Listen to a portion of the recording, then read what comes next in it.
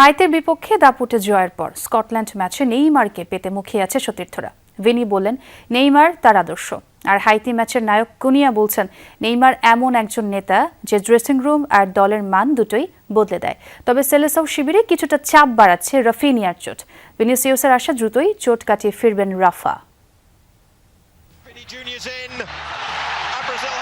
Morocco ম্যাচের পর হাইতির বিপক্ষেও জ্বলে ভিনিসিয়াস জুনিয়র। নিজে করেছেন এক গোল, আবার সতীর্থ কুনিয়াকে দিয়ে করিয়েছেন একটি। বদলি হয়ে মাঠ ছাড়ার আগ পর্যন্ত হাইতির রক্ষণ ভাগের জন্য তিনি ছিলেন সবচেয়ে বিপজ্জনক।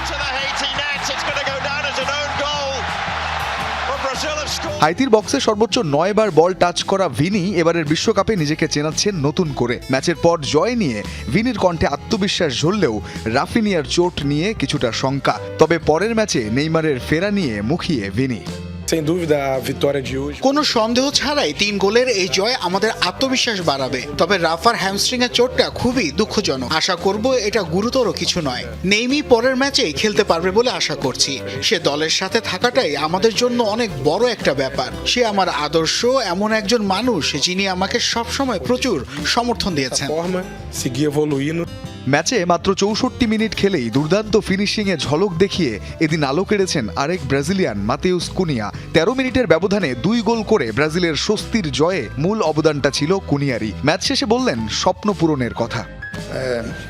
গত বিশ্বকাপে থাকতে না পারা আর আজ এখানে এসে নিজের সর্বোচ্চ চেষ্টা করা, সত্যি বলতে নিজের স্বপ্ন পূরণ করতে পারার চেয়ে বড় কোনো পুরস্কার আর হতে পারে না। সৃষ্টিকর্তা চাইলে নেইমি পরের ম্যাচেই আমাদের সাহায্য করতে পারবে। সে এমন একজন খেলোয়াড় যে সত্যি আমাদের দলের মান বাড়িয়ে দেয়, এমন একজন নেতা যার উপস্থিতি ড্রেসিং রুমে সবসময় দারুণ প্রভাব ফেলে। দ্বিতীয়ার্ধে কুনিয়ার পরিবর্তে নামা আরেক স্ট্রাইকার এনরিকো বিশ্বকাপের অভিষেক ম্যাচে জয়ের স্বাদ পেয়ে উচ্ছ্বসিত। আর হাইতি ম্যাচে মিডফিল্ড নিয়ন্ত্রণে রাখা ব্রুনো গিমারেইস খেলেছেন রক্ষণ আর আক্রমণের সেতু হয়ে।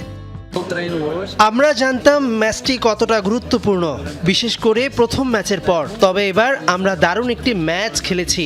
আফসোস শুধু এটাই যে দ্বিতীয় হাফে আমরা খেলার গতি কিছুটা কমিয়ে ফেলেছিলাম। দলের জন্য এটি অত্যন্ত গুরুত্বপূর্ণ একটি জয় ছিল।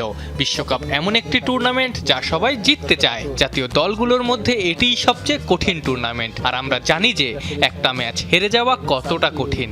আমরা সেই পরিস্থিতির মধ্য দিয়ে আর যেতে চাই না।